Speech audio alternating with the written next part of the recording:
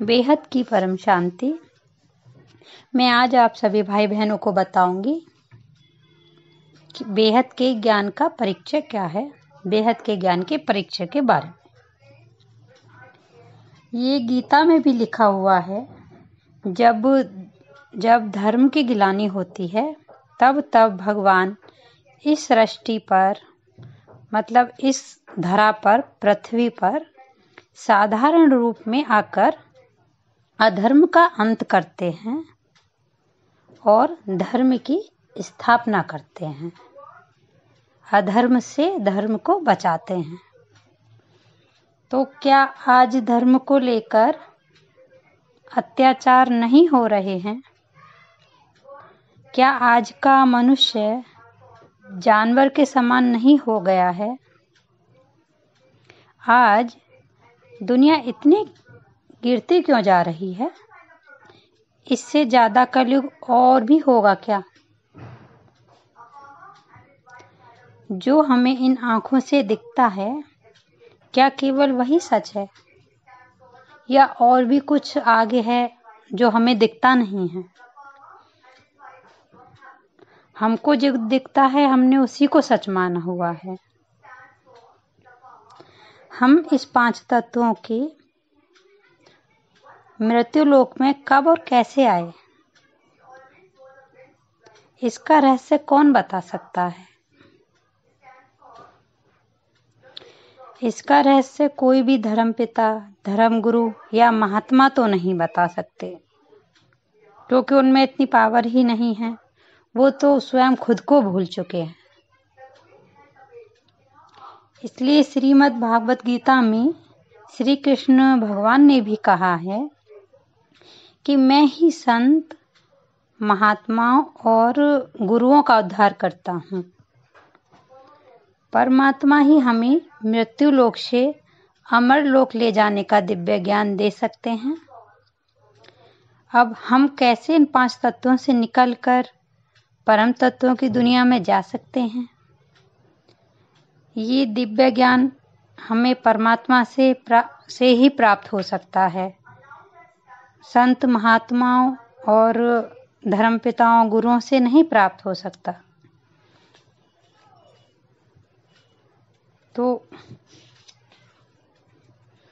क्या कभी आपने सोचा है कि हम निराकारी से आकारी और आकारी से साकारी रूप में कैसे आ गए? जब ना धरती थी, ना वायु और ना ही आकाश था, तो फिर क्या था? इन सबसे पहले ये जो चांद हैं, तारे और नक्षत्र भी कहाँ से आए हैं? ऐसा कभी सोचा है? नहीं।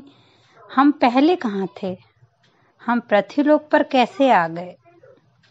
जो भी हम स्थूल आंखों से देखते हैं, इन आंखों से, अगर वही सच है तो फिर मतलब अगर वो सत्य नहीं है तो फिर सत्य क्या है?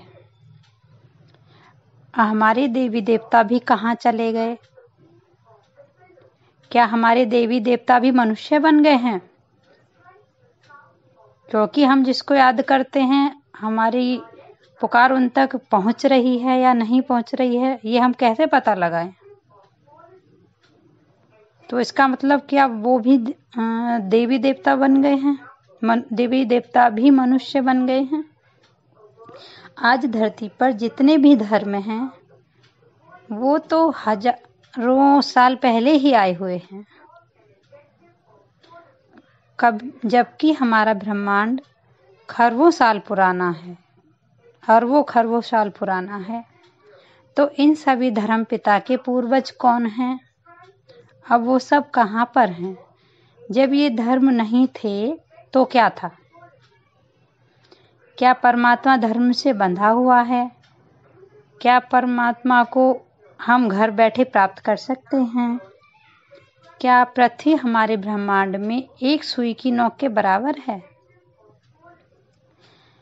जब हमारे शास्त्रों में लिखा है प्रतिपल अनंतानंत ब्रह्मांड बनते और बिगड़ते हैं, तो अनंत कोटि ब्रह्मांड क्या हैं, कैसे बने, किसने बनाए और इनका मालिक कौन है, कौन इनको चलाता है, कैसे चलाता है और कैसे इसका विसर्जन होता है।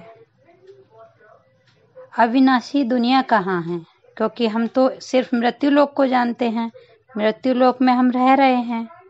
कुछ लोग तो कहते हैं कि पृथ्वी से ऊपर कुछ नहीं है, सिर्फ 5-8 साल का बर्ड ड्रामा है।